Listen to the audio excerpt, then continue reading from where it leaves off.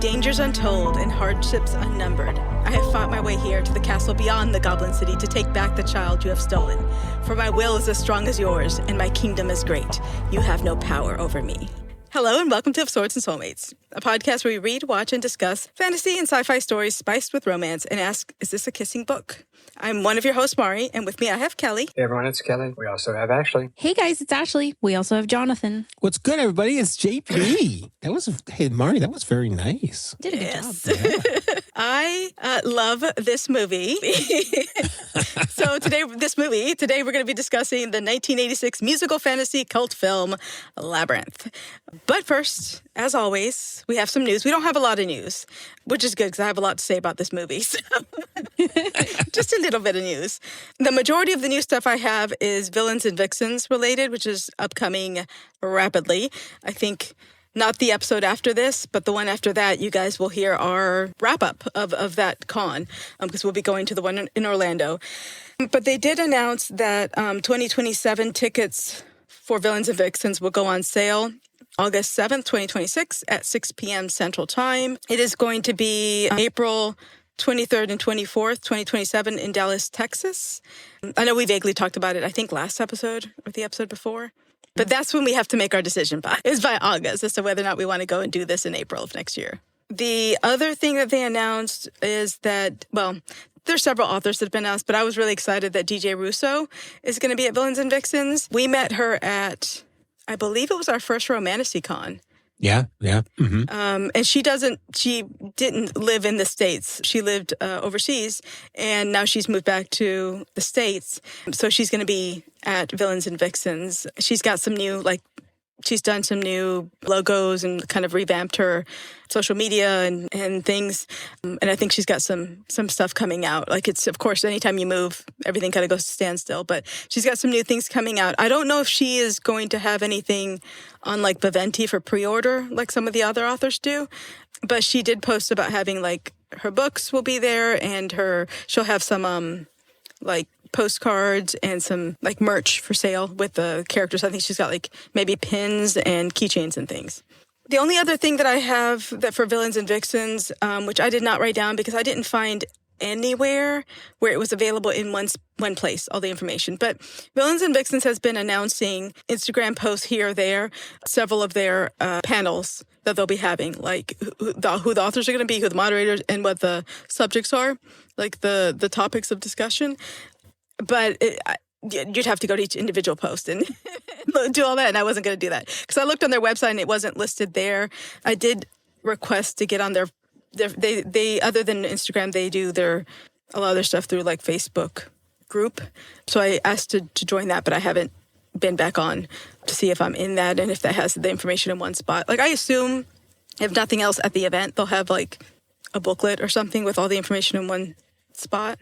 Do you think they're all just standby events, the panels? The panels are, you don't sign up ahead of time or anything. You just go to them. I assume it's just, Gotcha. Whatever capacity the room is that it's in. So they have a schedule out. Schedules on their website based on your tier ticket. You can go in and see, because I did this earlier this week, because I was I feel very unprepared for this event. Yeah, no, I mean, we bought it so long ago. I know. I feel so now it's almost a little surreal that we're a week away from July and a month away from this event. I was just telling you, Jonathan, we still have to book the hotel. I haven't done anything in preparation for this. So yeah, I this one feels a little more disorganized. I don't think the communications are going out quite as streamlined as maybe we're used to. Because to your point, you just mentioned the website. It didn't even dawn on me to go to their website. Why are they not sending Instagram blasts? Right. We are spoiled, you guys. You gotta help us out here. Yeah, to be fair, they may have all this information in a really cool way on their Facebook group. I just asked to join that last night, I think it was yesterday maybe. So I'm just not used to doing the Facebook groups. No, I don't know that that's any better. I feel like I'm in it, but I do feel that was a recent addition for me. And I don't think there's a lot of activity in there. Yeah. I don't know what the answer is, because I know several events come across this. You want to put the information out to people, but you don't want to spend all your time updating a website. So it can be kind of hard to get the information out to everybody. Oh, good news. Full attendee information packet will be coming next week. Yay! That was posted 4 hours ago. We're Look gonna at know what that. to do soon. Ask and you shall receive. Look at us getting our shit together. Yep. I will say several authors who are doing pre-orders for this event, their pre-orders on Baventi close like at the end of June, like June 30th or like July 1st. So if there's any that you're thinking about or looking at, you want to make your decision on that very soon. So I don't have many because I've just been bad about reading a lot of these authors. A lot of them I haven't read. There's a few I'm thinking about getting. So we shall see. I like for the event to tell me what I'm supposed to buy. I'm free spirited. It's like going to Target, right? Like you don't go to Target with a purpose. And if you have it, you forget it. Target tells you what to buy, except we don't shop at Target anymore. But like, that's the concept. Those are the vibes. Yeah. I believe the only thing I've paid for and pre-ordered so far is there's going to be several monster romance authors there. And Unfortunate Reads is doing Monstera, which isn't available anywhere else. Like you can't get it digitally anywhere. You can't buy it anywhere else. You have to buy it directly from her. It's a monster romance between a Monstera plant shifter and a human. And it just looks very cute. So I've pre-ordered that because I had forgotten to do that at Monster Erotica Con, so I didn't get it there. But there's a few that I'm thinking about, a few things I'm thinking about getting. And then there's also like official Villains and Vixens merch, like t-shirts and hoodies and things if you're interested in that. That, I believe, the only place I saw you can get that is through their website. And I believe there's an end as date I'm on that too. scrolling the Facebook page that I've apparently been ignoring, or my algorithm has not been communicating to me, or Facebook and I are going to talk later. Yeah. I'm seeing the merch now too.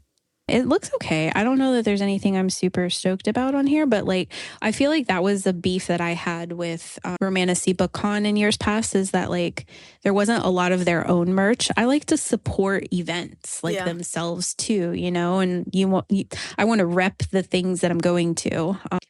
And I think I missed out on their shirt last year for Romantasy BookCon. It sold out really quickly. So it's interesting that they're doing pre-orders. I think that's very responsible. Yeah. There's one that says it's in my villains era. Yeah. I'm thinking about I think it just says Villains and Vixens on it, but it's like, I don't know if it's a tie-dye, but it's like white with like gray modeling on it. It looks almost like marble to me. So I'm thinking about maybe getting that one because I like that it looks like marble. Yeah, I guess I got to do some more research now that we're like a month out. Yeah. So are you bringing the book cart? We should probably bring the book cart. Yeah, Make sure that we prepare for that appropriately. Sorry. I'm excited for this. We haven't been to like a new book event, Jonathan and I, in a long time. Yeah, I think it'll be fun. I think it'll be a good time.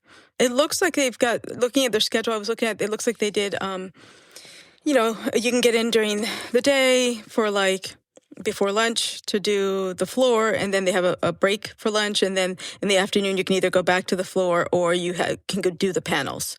So depending on which panels you're interested in, you can decide what you're going to do. It looks like that's more or less the setup for both days, for Friday and Saturday.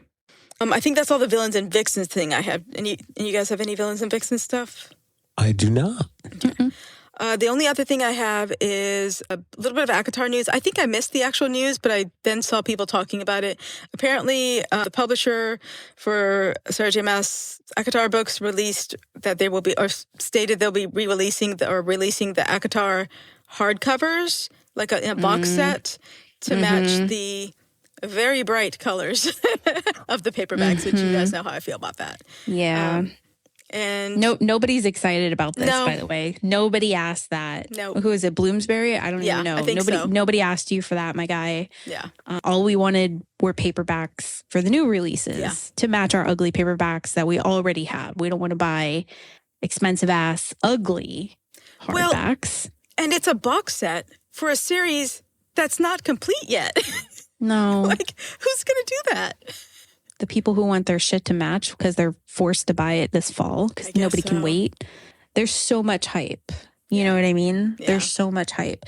And what's interesting, I think because Sarah J. Maas and her team elected not to renew like a ton of merch licensing. Yes, I was just thinking that. And that's about to expire for many, many, many people. Mm-hmm. So I'm curious to see, hopefully some new merch, but I'm assuming that we're going to have to wait for the book or books to drop. Yeah. I'm curious to see how that's going to go because I don't even remember the company. I want to say it's Lilac Library, but I may be completely wrong. But there's a company that was selling the book covers, like book slip covers for the ACOTAR and Throne of Glass books. And these slip covers are gorgeous. They're like dark with like gold gilding on the edge. They're beautiful. They go perfectly in my little gothy bookcase situation. So I have them for all the books that exist now. And I'm like, if they can't get the what's it called, permission or whatever to do for the new books, I'm not going to be able to get them for the new books. Because I was like, I don't care what crazy, crappy color you make them. I will put the slipcovers on that I want for my bookcase. But now the company may not be able to make those slipcovers if they can't get rights to do it. So, but they could still do like a generic, like here's the size kind of, and then here's black. Do what now? They could do like a generic placeholder for you until something else pops up. Like here, they could make something that fits the size and dimensions of the book, and they could just say like, "Hey, here's a list of books that this slipcover fits on." I mean, I can make like a slipcover. I can paint something, do some little gold gilding on it or whatever. It's okay, I guess. I would, if it comes down to it, I will. I'm not going to have like a phosphorescent neon orange situation happening on my bookcase. I will put my foot down.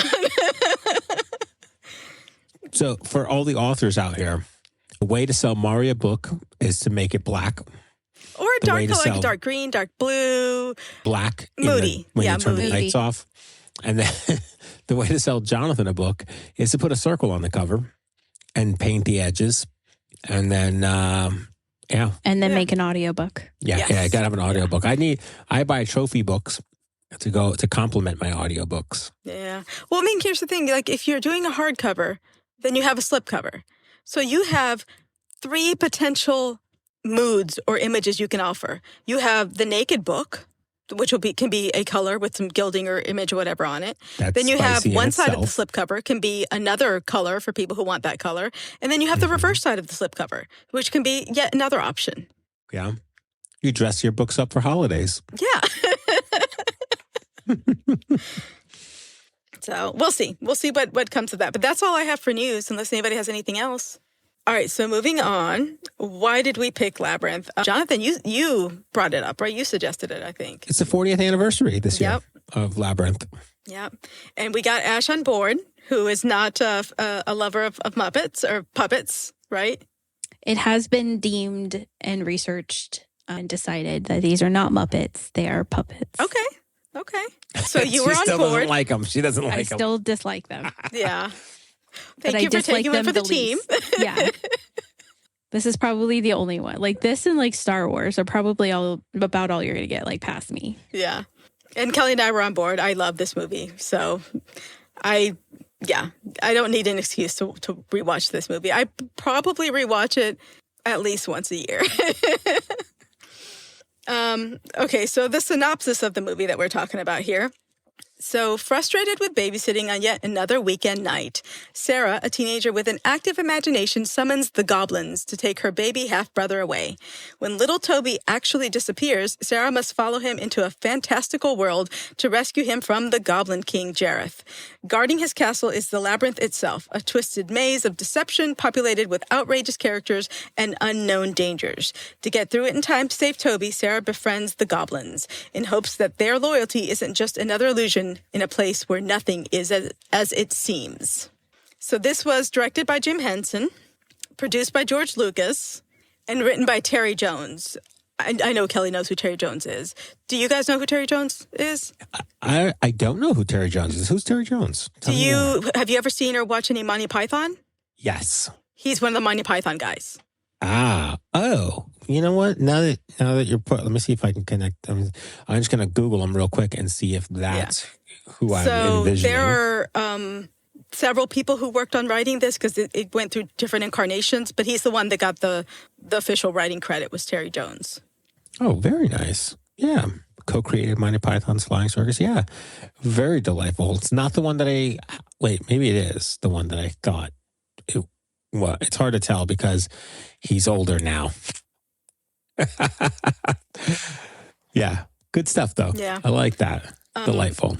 And then, of course, starring Jennifer Connelly as Sarah and David Bowie as the Goblin King, like the main people in it. It was released June 27th of 1986. So many, many decades ago. It was the last feature film directed by Henson before his death in 1990. Oh. Yeah. They had a budget, like it took them $25 million to make it, and it only grossed $12.9 million. Dang. Yeah, in theaters, with a mixed reception from like critical reviews. But then afterwards, when it started getting like video released, it became a cult hit that it is now. That tracks. Yeah, I think Jim kind of hit a whole bunch of like roadblocks in figuring out where his products belonged or where his productions belonged. Like he did good work. He did great work. He just never quite. The industry didn't know what to do with him. Yeah. And it's one of those, like, it's a rear view mirror situation where it's like, here's this cool product. This is great. We love it. Awesome. And then it's just like, what do we do? And nobody figures it out until years later. Right. Well, I mean, Princess Bride was like that. Princess Bride nobody knew how to market it. Didn't really get that huge of good reviews or anything or make a lot of money on the theatrical release. But like afterwards, it really picked up steam. So I've got like a billion facts and trivia and stuff about this movie. But before I do all that, what did we think of the movie? You want to go first, Ashley? You want to let loose? Yeah, I can be the Debbie Downer first. No, I mean, it's an entertaining movie. I think some of the allure is slightly lost on me because I would have been non-existent when this movie came out. So I don't think it would have been introduced to me in my childhood. I probably didn't see it until I was maybe a teenager. And by then my dislike for puppets and Muppets was already set in stone. And I who brought this up? I don't even remember this being like a cognitive decision that I disliked puppets until the last few years. I think it was Sarah, our friend Sarah, who was like, "Who hurt you?" Was there a traumatic experience? No, there was not that I can remember. And I'm probably blushing now thinking about, like, I don't know. There's not much that I really don't like, and I don't like puppets. It's not a terrible movie. It's goofy. It's a little funny.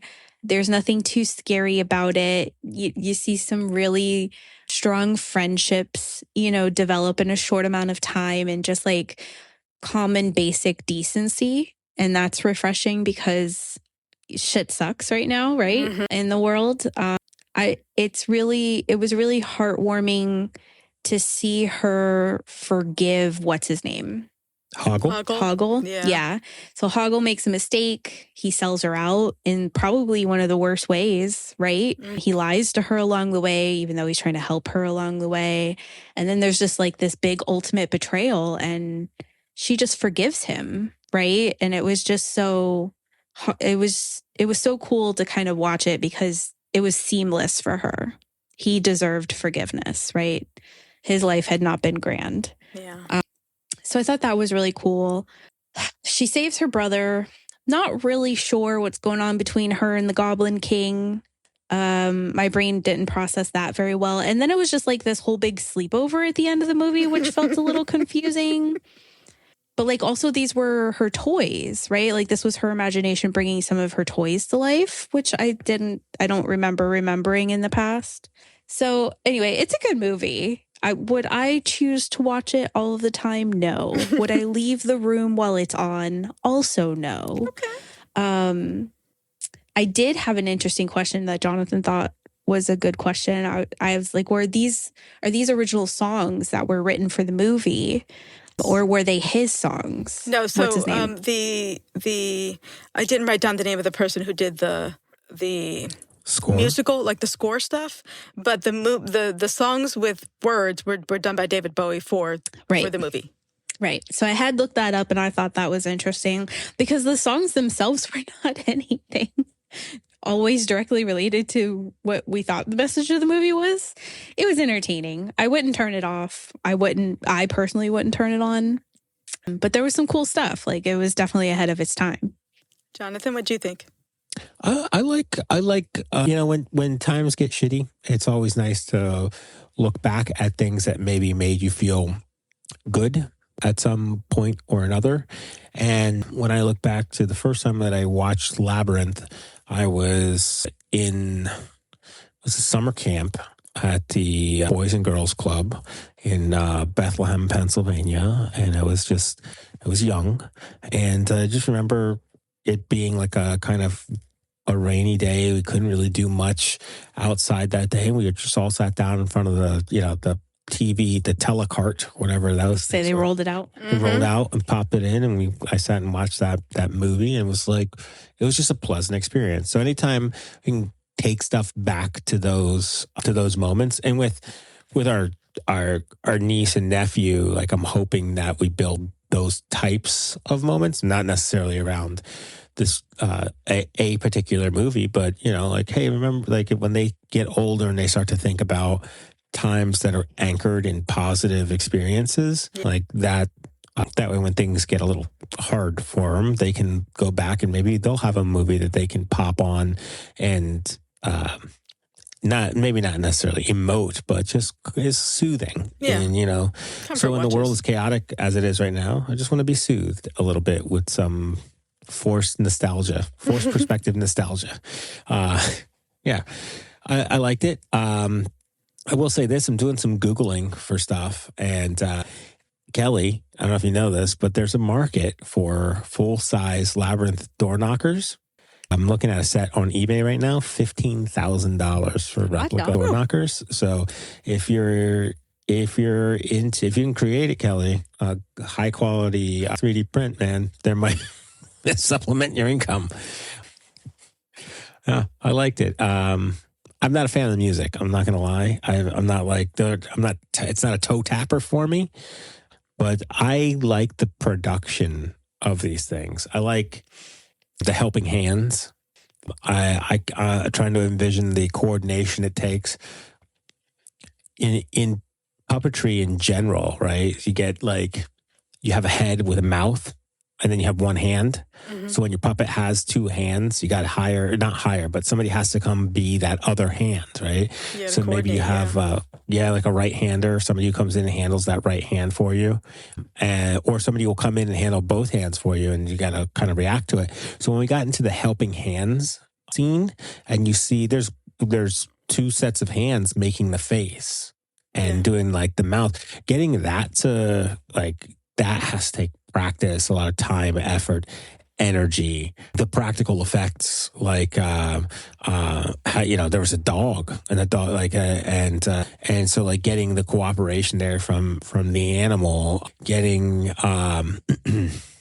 Hoggle, that what a great creation that was. And so I'm into puppets and animatronics, like, on the side, which annoys Ashley. But and it annoys her, I think, more so because now my younglings are kind of catching on to the idea of some of the puppets, and they want to stay. Always when they come over, they want to see the larger ones that we're working on. Or my niece is into some of the animatronic elements that we're building, which I want to foster that stuff. But anyway, that's a side quest. Yeah, so like seeing these things on screen and it's from an era where not everything was CGI, or even like modern puppetry they'll develop like it's a computer program. So you control with your hand off screen, but it's an animated rendering that is working in real time with some pre-programmed elements, right? So that's not going to be, at least not for me, that's not going to be something I can access. But going back to 1986 and looking at some of the materials and some of the way they achieve these things, it's more achievable to me today with I have an adult paycheck. So now I can make some puppets. Anyway. You got, puppet money. Yeah, exactly. That's what if any of you listeners out there who are wondering, save up, get some puppet money. You can play with puppets too. I love this movie. I have a tattoo of this movie on my body. I don't think I knew that. Yeah. If there is like a movie makeup DNA of Mari, there is a huge part of it that is Labyrinth, Dark Crystal, and Neverending Story. That's my trifecta of like fantasy I grew up on. The imaginative things that Henson and the artists that he surrounded himself with did allowed them to tell fantasy stories that special effects didn't allow them to tell yet. Like special effects now, I guess, yeah, but they didn't have that. So they had practical stuff. So what did they do? They, created whole worlds of like crazy plants and creatures and puppets and, robot-like things to give all of their fantasy worlds like this very lush feel. Yeah, Henson is just a master of that. Like you see this even in stuff that's not something you would think of as fantasy, like the Muppets Christmas Carol is so rich when you watch it and you look at all the little details that are in it, because it's the same thing. It's all this world building where you're not just looking at, oh, okay, I'm looking at a screen and there's the main character on the screen. No, there's like things happening on the edge, and then there's like whole little biomes and like ecosystems all around it that you may just see for like half a second. And part of that was the Jim Henson production, like them making it, and the puppeteers, acting and the people that were in it, but also like even earlier on the like artwork for it. So Brian Froud had all these like sketches and things of all these creatures, these goblins and things, and then he sent that to Terry Jones, who started to make the story, and then would just like look at this sketch that Brian Froud did and like not know anything about this character. There's no notes of what kind of goblin this is or what backstory or what's this goblin's, hobbies. But then Terry Jones would be like, okay, well, that little creature there, that's going to be the Fireys, and they're going to take their heads off, and this whole scene is going to happen. And it's whimsy and creativity coming together. I love it. So I will say that if anyone else wants to know a little bit more about how the movie was made, there is a documentary that is available for free on YouTube. It is called Inside the Labyrinth. And it's like Jim Henson is doing a lot of the talking in it, but it's got a lot of other people, actors and artists and things in it. I rewatched it today. I don't know how many times I've seen the documentary. I honestly don't know how many times I've seen Labyrinth. I don't have a concrete memory of the first time I watched Labyrinth. I feel like Labyrinth has always been in my life. Just genetically entwined. Pretty much. Like we lived in so many places. We moved around so much. Labyrinth and Dark Crystal and Neverending Story were always there, no matter where we were. They were my solids. So it's a good documentary. It's I think maybe an hour long, maybe a little less than an hour, and it gives you a little bit of a insight into how they created things. So I have a bunch of things, some from the documentary, some from other places, little tidbits of that they came across when they were making the movie. The first thing is, and I didn't realize this until I saw the documentary, but of course David Bowie doesn't do the juggling of those crystal balls. Like he apparently tried to learn and he couldn't. So they have a professional juggler, Michael Mulshin, is like crouched behind him, like not even being able to see his own hands with his hands stuck through the cloak. So every time you see the Goblin King like messing with the crystal balls, just imagine this guy trying to do these tricks blind while crouched down behind David Bowie. Hilarious. Yeah. And there's like a scene in the documentary of them trying to get this one scene right and just doing it over and over and over and over again because it's such a hard thing to do. So David Bowie did the music for it, but he couldn't get the baby to like gurgle. So in like the Dance Magic Dance song, there's the little baby gurgling sound in it that is in the song if you download the soundtrack. That's David Bowie doing a baby gurgle. Uh-huh. That's an amazing the baby fact. to gurgle. So every time I listen to that song, I hear that. I'm like, yeah, that's David Bowie, like gurgling Just like a little baby. Just gurgling along. Yeah.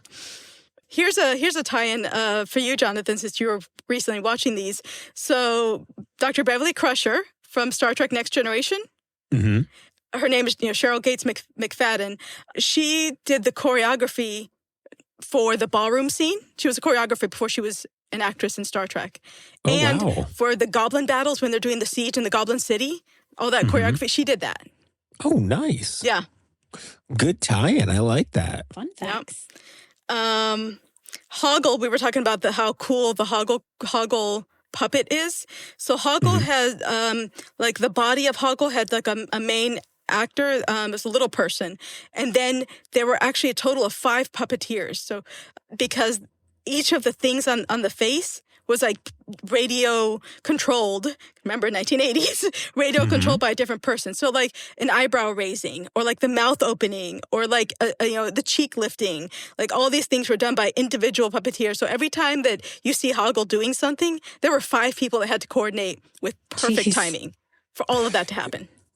Yeah. I don't think people quite fully understand the amount of effort that goes into puppeteering when you see a puppet and it's more than just the mouth and an arm moving. How many people are actually in control?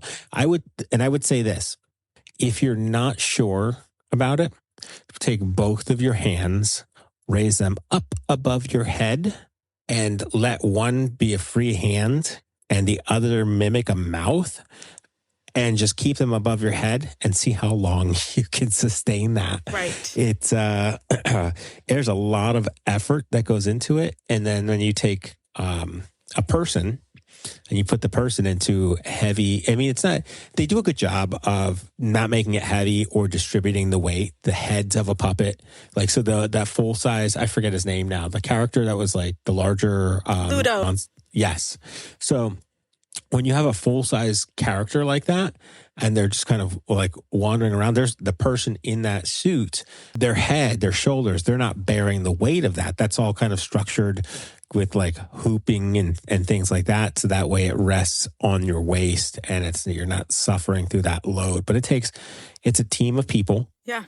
And it still is effort to move it. So like Ludo, when they first designed him and they were doing it and he looked really cool, and Henson was like, how much is that going to weigh? And it was like over 100 pounds. He's like, we can't do that. You have to start over. Yep. So they had to scratch Ludo and start all over. And he still weighed 75 pounds. And it took two puppeteers to do Ludo. Yeah. And I'm sure there's somebody in the suit, and then there's some radio control features. Right. Yeah. Eyes, facial features, things like that. Yeah.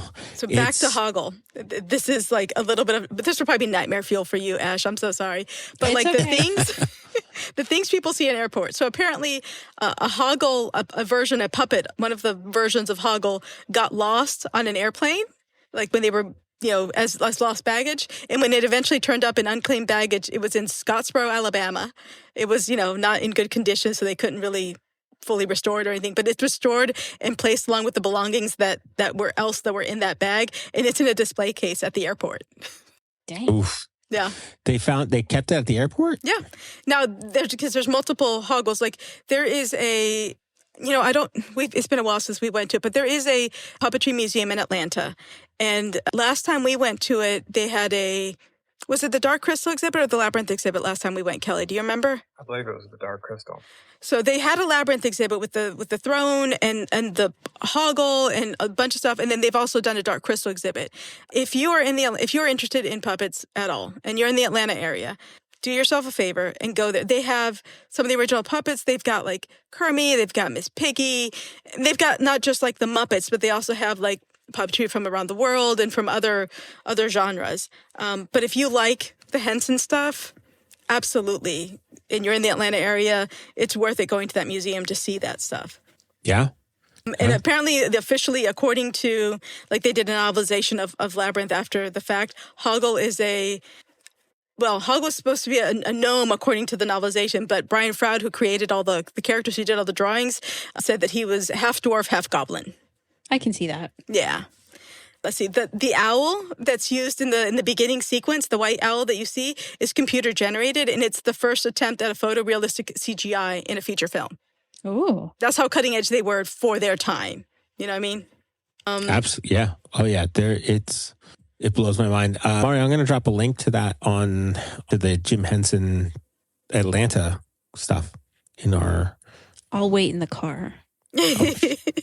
Jim Henson, the Creature Shop, they're experiencing a moment right now. Yeah. And I'm not I don't know if people quite realize how much of our society just the work of that of the Jim Henson studios, how much they've touched, whether it's early childhood education, family entertainment, deeper storytelling, and not adult entertainment. This is like XX kind of stuff, but like just deeper, more cerebral, thought provoking stuff. Even like bringing stuff into the work that they do for children and storytelling. And even now, they just released a whole new like dance party for kids on I forget what platform it is, but he's streaming across Disney Plus, Prime, Apple TV, Netflix, you name it. He's on that service. PBS has some stuff that's still rolling through. But like, I don't know if there's a broader, more accomplished team today. It's just interesting to me. Yeah, I mean, it's definitely legendary. Yeah, you can romanticize the movie. I'm going to romanticize puppets. I mean, I will romanticize both. I love practical effects. Like, I love when they create real things, because I know that means that if I watch the movie 5, 10, 15 years afterwards, it's still going to look just as good. Mm-hmm. As opposed to CGI, you go back, you look at these CGI movies and it just looks so bad once the technology has gone beyond what was available at the time of the original creation, Let's see what else. Oh, the movie Legend, 1985 release Legend, which I honestly didn't watch till I was an adult, but it was being filmed at the same time as Labyrinth, and so the crews would like intermingle on breaks and things, which I know Legend. A lot of people love Legend. I think I might have watched the first time I watched Legend was after I met Kelly. I think you and I watched what was for me the first time watching Legend, wasn't it, Kelly? Possibly. Yeah, I think so. Have you guys seen Legend? I don't think I have. It's Tom Cruise before all his plastic surgery, and it's Tim Curry as like this badass demonic creature with ginormous horns that eventually gave poor Tim Curry like neck problems. They were so big. Oh, that sounds interesting. Yeah, it's an interesting movie. I didn't grow up watching it like I did Labyrinth, and so it doesn't have the same pull for me. The other thing that I thought was interesting is they didn't actually for sure sign David Bowie until like 2 months before they started production. So they were still trying to figure out who was going to be the Goblin Prince. And they were like knocking around ideas. It could have been Michael Jackson was one they were looking into. Prince, Sting, Mick Jagger. Any of those could have been the Goblin King. So like, was their goal always like a famous singer? No. So they had some actors in mind. I think Kevin Kline was even one they were looking at one point. And then they decided, because there were different like versions of the script, because Terry Jones wrote the script, but then Henson changed it a lot.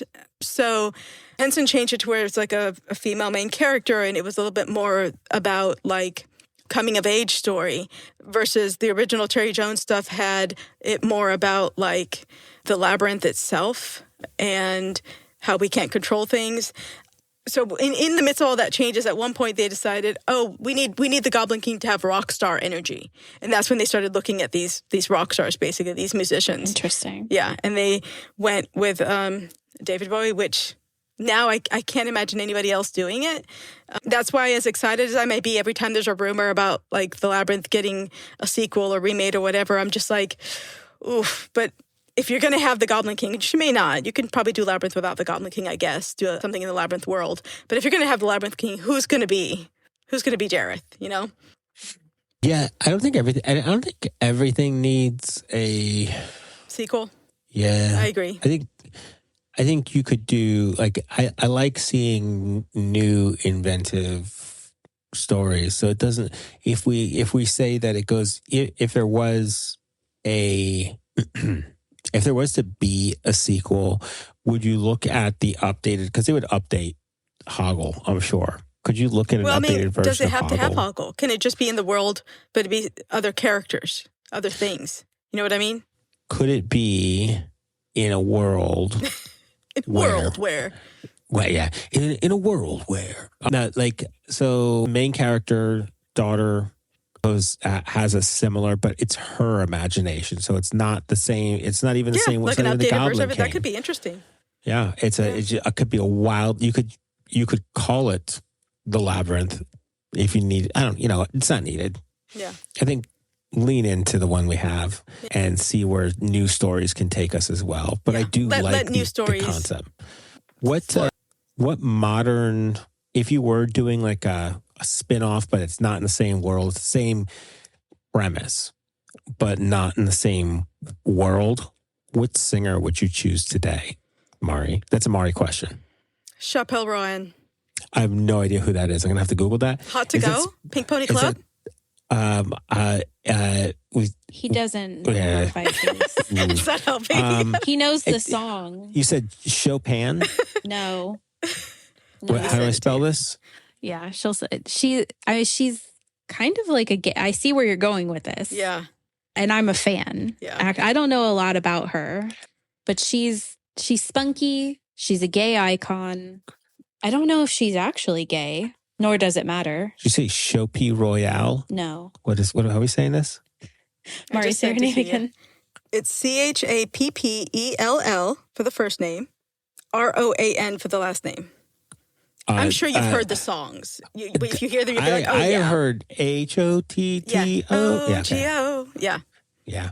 I listen, I'm not gonna if you were like, hey Jonathan, text this, there's at least 3 days where I'm walking around going Chapel Roan. So I don't know that she doesn't say it that way. Like, I think it's just one of those. Oh, I love this. I may be saying it wrong. This is a case where I have read the name 5 billion times and listened to the music, but I don't necessarily listen to people talk about her, nor have I listened to a lot of her interviews. So I may be saying it completely wrong. That may be one of these Mari-isms. Yeah, I think it is Chapel. Okay. But I'm not 1,000% sure myself. I'm 0% sure of anything right now. But I'll tell you what, I like the look. I like the look that I'm looking at these pictures. I like the look. Who's the Christmas lady that I like, Ashley? Sia. Oh, Sia would be cool. Yeah. Who would you do, Ash?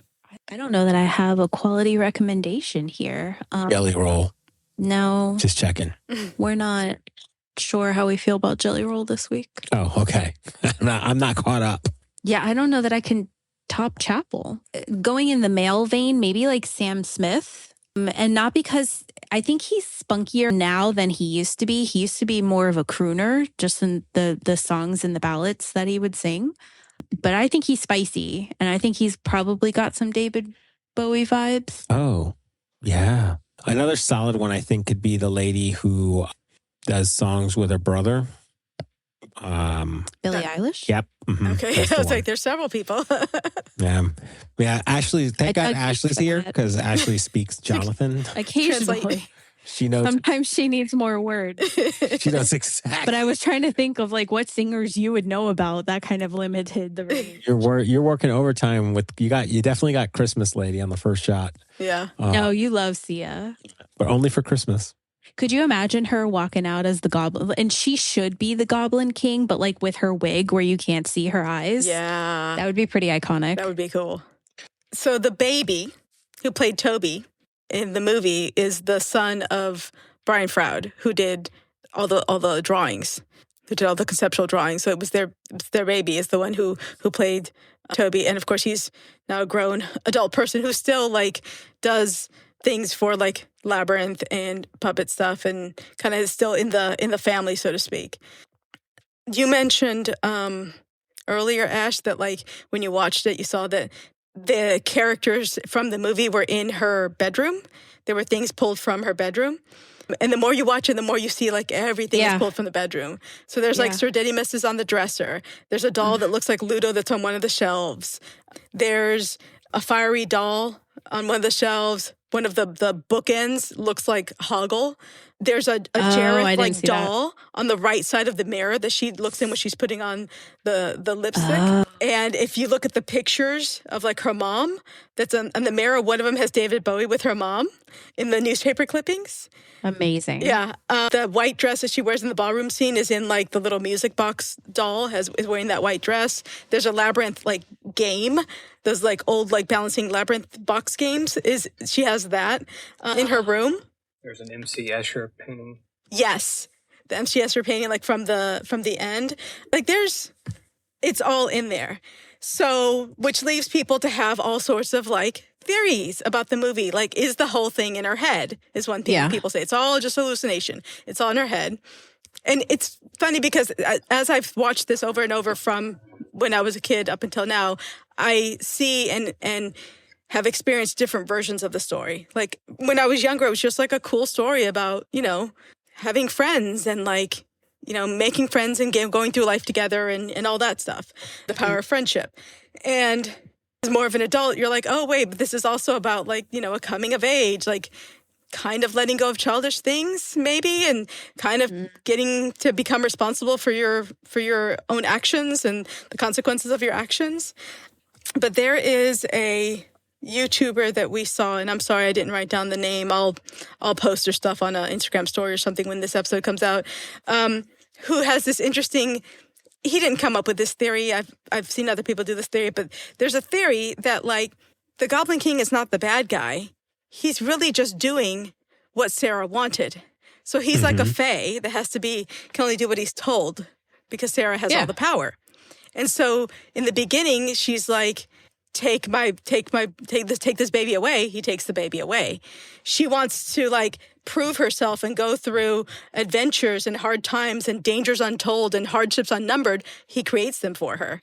She wants to be brave. He makes her afraid. He becomes scary. He set the stage for her desires. What she wants until she dismisses him, until she says, you have no power over me. And then she's done with him. That's like the definition of fuck around and find out. Yeah. Is really what happened there. Yeah. I gotta back up just a little bit to Toby Froud. His whole life is puppetry. Yeah. And like film, like I didn't realize this. His parents met on the set of Dark Crystal. And then he was born in 1984, but he was working on Labyrinth. And in case like his work as a sculptor, fabricator, and puppeteer at Leica, which is like one of the most intricate stop motion production houses on the face of the planet. Like Paranorman, Missing Link, he's just like the box trolls. Like they're just like, I didn't realize that. So that was thank you for pointing me in that direction, Mari. You're welcome. He's been at DragonCon a few times too. Also, shout out to Lisa Henson, who's the CEO, and Brian's brother. We do not forget our ladies. Yes. Brian's mother? Brian's sister. Sister. I was reading. So Brian is the chairman. Lisa is the CEO. She keeps the wheels on. She probably keeps him in check. Yeah. Let's be honest. She's really pretty too. I just wanted to make sure we recognized both siblings. Brian's pretty too. Oh yeah, he's dapper. It was interesting when I was doing more listening to the documentary than I was watching it, and so in my ears, it was Jim Henson who sounds straight up like Kermit. So it's Kermit talking to you about the labyrinth. So I'm just saying. Yes. Yeah. Hard pass. I love it. You can definitely hear Kermit come out in his everyday voice. Yeah. And then like if he goes down and grumbles a little bit, then you get that Rolf kind of vibe. But it's there all the time. I love it. Yeah, same. Anybody else have any other tidbits about the movie they want to bring up? I liked that by whatever happened over the course of the film and her journey throughout the whole process, the making amends when she gives him the teddy bear and kind of like passes along. Lancelot. Yeah. She I thought that was pretty cool. Her capacity for forgiveness, huge. And her willingness to, when she went down the hole, there's no way. I would have been like, take me back up to the light. I want to go down. She's like, I'm already going down. Yeah. She said down. Yeah. But I mean, even that is an adulting lesson, right? Like, make sure you have all the information before you make your choices, because you're going to suffer the consequences regardless. You know, and she was like, was this the wrong? And he's like, too late. You made your choice. Yeah. 1,000%. I love this. I do like at the end too, where it's like, yeah, it's a coming of age story. It's a, learning to deal with the consequences of your actions. But even at the very end, even as she's like started to grow up and come into her own at the end of the movie, she still invites those like things of her childhood and whimsy to still be a part of her life ongoing, to bring that into her adulthood, which I very much like. This particular time I watched it, I was like, yeah, more whimsy, please. Thank you. Exactly. So, Ash. Nope. What is it? What do you mean, Ash? What do you mean? Listen, what are you noping? Are you gonna ask me if seeing David Bowie in his tight cotton pants maybe did something to adolescent Ashley? The answer is not no. But if you're gonna ask me if this is a kissing book or a kissing movie, I don't see it. Fair.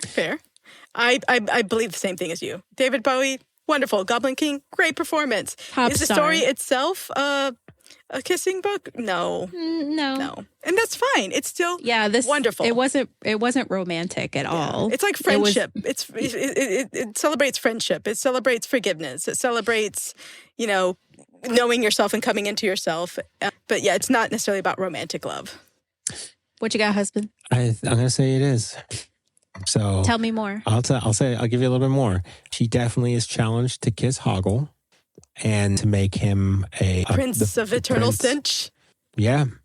And I think in doing so the challenge was he was enamored by her. He was in love. And then the Goblin King was like, hey, that shit's never going to happen. You don't stand a chance with her. As a matter of fact, if that ever happens, if she ever kisses you, if she ever looks at you that way and kisses you, I'm going to make whatever, even though it's the shittiest place on earth, I'm going to make you that prince. She definitely saw past him and his physical appearance, much the way Ashley sees past mine, and found the space for him in her heart.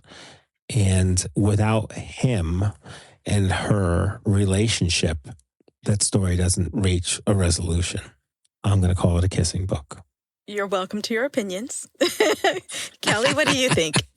No, it's not. I think a lot of people fail to look back on, because they have nostalgia for this movie, is that there is some problematic stuff with this, especially if you were in the camp of there being some kind of love story between the two main characters, because ostensibly Jennifer Connelly's character, Sarah, is obviously, or at least presumed, that she is underage, and David Bowie's character obviously is not. Yeah. Which is problematic. Yeah. So, like, the Sarah Williams character is supposed to be 16. Jennifer Connelly herself was 14. And I believe David Bowie was like 38 at the time of this filming. 38? That's what 38 looked like then? Goodness. They had good collagen injections. So apparently one of the versions, like the Terry Jones did, had David Bowie and Jennifer Connelly kissing in the ballroom scene. Oh. And David Bowie was like, no, this is inappropriate. And so they took it out. Good for David Bowie. He's good people. He was good people. Yeah. What a wild time. Yeah. No, I'm definitely with you, Kelly. Like, it's not. It's you can romanticize the Goblin King if you want to. Like, it's a fairy. It's a fae. It's fairy. It's like, that's something that's, a big part of fantasy romance and romantasy that we enjoy. But that doesn't mean that you necessarily want him with this, 16-year-old character, 14-year-old actress. I don't think I ever saw it as that. Like, I never saw it as a relationship between those two. Well, I think it's implied because in the beginning, when she's talking to Toby before the kidnapping, she's talking about how the Goblin King was madly in love with her. You're right. And granted her these powers or whatever. Obviously she was talking about the story she was making up, but I think it's implied there. So it's definitely somewhat problematic for people who seem to fall into the idea that there was some kind of romance between the two. Yeah. I think it's almost like the idea, like, yeah, she's so young in this, that it's the idea of love, the idea of romance, rather than the reality of it. You know, because so many of those fairy tales do have, and they lived happily ever after. There's like a love story aspect to so many of them, even, you know, the more like grim fairy tale types. However, if you enjoyed this movie, I do have some recommendations, some book recommendations. The first one I have is Between by L.L. Starling. And I've talked about this before. I read this like 2 years ago. It's like 1,000 pages. It's a great audio listen. The author was inspired by Labyrinth, and in the description of the book, it's described as a bewitchingly cozy, fiendishly funny cautionary tale about the perils of gate-crashing fairy tale kingdoms, particularly ones with drunken unicorns, bored dragons, and sorcerers in tight leather pants. And she has said she was influenced by Labyrinth when writing this. And it shows. There's lots of little, like, tidbits. It's a great story. Don't let the big length scare you away. She is writing the sequel. I don't know, there's no release date on it yet or anything, but she is writing the sequel. It's technically 2 books in one, because it's like everything that happens from one character's perspective and then the story from another character's perspective. And that's all I can tell you without spoiling it. But it's a good, like, it's not heavy. It's like, what would I compare it to? I guess like Assistant to the Villain, like that kind of a vibe. Oh, so fun. Yeah, it's very light.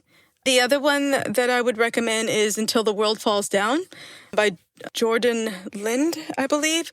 And I'm not trusting my own spelling, I'm sorry. But the dedication on it says, to those who know the devastation of a broken heart, to those who have fought to heal from one, and to those who have always wanted to be swept away by a Goblin King. This one is a adult, dark romantasy, spicy situation. I am not done with it. I'm like 40% through. But it's definitely got Labyrinth, like adult Labyrinth vibes. Everyone's an adult in it. There's also a book called The Unseelie Prince by Catherine Ann Kingsley. And it's a cursed woman is abducted by a monstrous fey prince who offers to grant her deepest wish if she survives his deadly maze. This one has like 5 books altogether. I have not started this one, but it's got great reviews, and it's very much like if you like the Labyrinth, you would enjoy this. And then we have Dream by the Shadows by Logan Carley, and it's Beauty and the Beast meets Labyrinth in a YA romantasy about a deadly dream world and the shadow-cursed girl who must dare its depths to save her family, all while she falls in love with a dark prince. And then the last one I had is not a romance book, but it's 9 Goblins by T. Kingfisher. And this one is, if you wanted a story told from the perspective of the goblins in the little goblin army at the Goblin City, this is it. It's a short novella. It's just a little like adventure thing of these ragtag goblins in this army and a little adventure that they have. It is a cute little story that it's an earlier T. Kingfisher book or novella, whatever, but it's really cute. I would recommend it if you would like a story told by a little more about the goblin army themselves. That's what some of the soldiers in it. That's what this story is. Anybody else have any, like, Labyrinth Rex or books or anything? No. I know. I got Muppet Rex. You're so mean to me. I know that there's, like, a few Labyrinth making of the movie books, and I know that there's also some graphic novels that tell more story, like, before the Labyrinth movie and after the Labyrinth movie. I'm not great at reading graphic novels, so I haven't read them. I don't have a lot to say about them. But they have more story to them, if that's something that interests you. Any other movie or book recs or anything? Or anything else we want to bring up before I wrap it up? No, I'm done with this one, you guys. It's been fun. Thank you for your service, Ash. I did a good job. You did. I would give you a lollipop if we were in the same room. Jonathan, get her a lollipop. Oh, I'll get her a sucker. I'll get her a sucker. Don't worry. You don't worry. I'll take care of that. Problem solved. All right. On that note, moving on. Thanks for listening to Of Swords and Soulmates. Before we go, make sure to check out the show notes, rate, review, and subscribe to us on your podcast app of choice. It helps others to find us. Follow us on Instagram and TikTok at Of Swords and Soulmates. Check us out on our website, ofswordsandsoulmates.com. If you'd like to offer a suggestion for a future episode, book rec, or discussion topic, feel free to reach out to us on the DMs of any of these options. If you want to read along with us as we prep for a new episode and get chapter by chapter occasionally unhinged interaction, join our Fable app book club by searching for the Of Swords and Soulmates book club. And last but not least, we hope you'll join us in 2 weeks for our next episode, when we will be reading and discussing Architecti by Ruby Rowe. Bye. Bye.